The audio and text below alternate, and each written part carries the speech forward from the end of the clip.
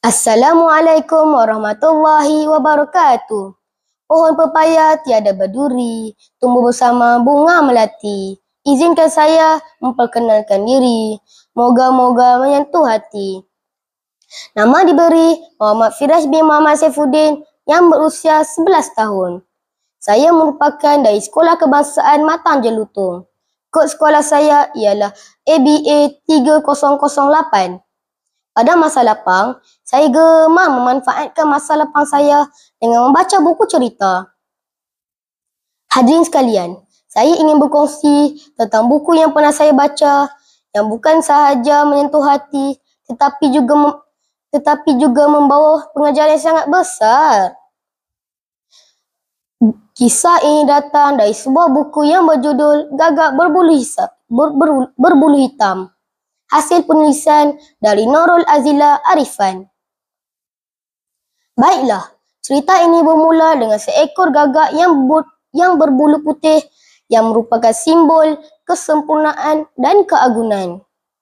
Namun, apa gunanya kecantikan jika dihiasi dengan sifat sombong, enggan membantu dan mementingkan diri sendiri. Tetapi, ketika kemarau melanda, gagak akhirnya tersedar akan dirinya yang sombong dan memerlukan bantuan dari burung-burung kecil di mana gagak tidak mampu untuk mengambil air di dalam sebuah kolam. Seterusnya, burung-burung kecil datang membantu gagak yang dalam kesusahan sehingga gagak berjaya mengambil dan minum air tersebut. Hadirin yang dihormati, pengajaran utama dari kisah ini adalah jelas, iaitu kesombongan adalah permulaan kepada kejatuhan. Begitu juga hidup kita. Kita akan kehilangan nilai jika kita memilih untuk angkuh. Selain itu, cerita ini juga mengajarkan kita bahawa kerjasama dan tolong-menolong adalah adalah asas kepada keharmonian.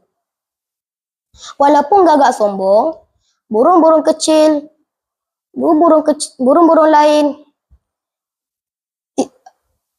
lain tidak berdendam.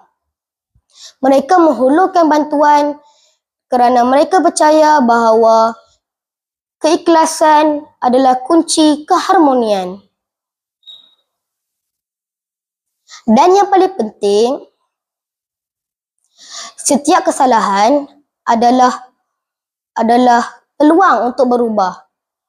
Gagak dulunya yang sombong akhirnya belajar untuk menghargai makhluk lain. Tindakan gagak yang sombong menyebabkan bulunya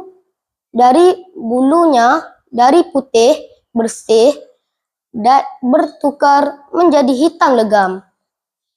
Bulu hitamnya menjadi simbol bahawa semua manusia boleh berubah jika mahu belajar dari kesilapan. Ini menunjukkan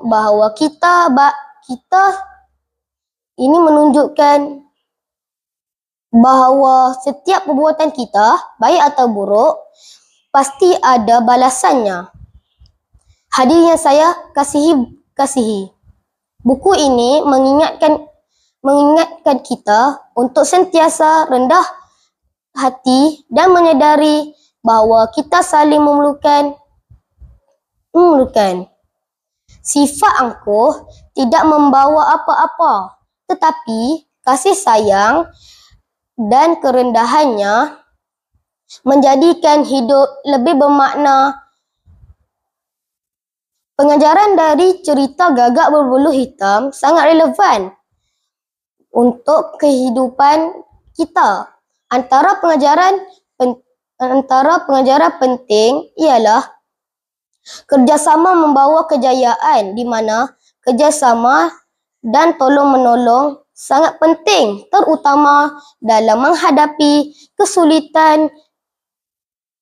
Tanpa burung lain, gagak tidak akan dapat minum air dari kolam tersebut. Akhir kata, saya menyeru anda untuk membaca gagak berbulu hitam. Jangan hanya hayati ceritanya, tetapi praktikkan pengajarannya dalam kehidupan seharian kita. Semoga kita semua menjadi seperti burung-burung kecil itu yang sentiasa membantu dan menghormati satu sama lain. Sekian, terima kasih.